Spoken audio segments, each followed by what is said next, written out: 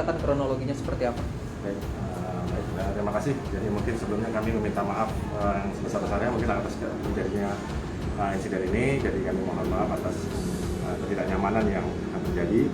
Jadi memang pada saat tadi sekitar pukul 14.45 truk PT 173 mengalami incursion, yaitu tergelincir ke pinggir runway. Gitu. Jadi saat ini pesawat penumpang mengangkut sekitar 125 penumpang dan 1 anak dan 2 balita. Alhamdulillah seluruh penumpang dalam kondisi baik. Jadi setelah kami lakukan evakuasi, saat ini kami sedang melakukan persiapan untuk evakuasi pesawatnya sendiri.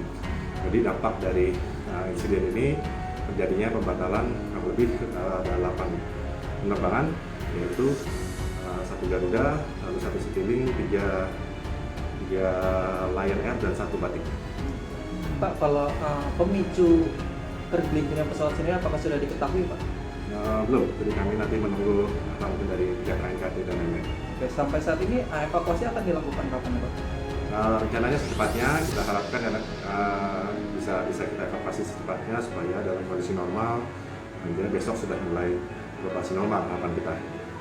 Untuk penumpang pesawat yang dibatalkan malam ini, itu tindak lanjutnya seperti apa? Apakah ada bantuan dari pihak maskapai atau seperti apa? Ya tentunya semuanya secara administrasi akan diselesaikan oleh pihak maskapai, baik yang akan melakukan reschedule atau refund dan lain-lain.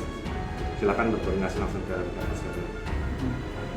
Artinya malam ini semua dibatalkan ya Mas Bang ya? Ya, yang tadi yang sekitar 8 penerbangan kita batalkan. 8 apa 6 itu, Pak?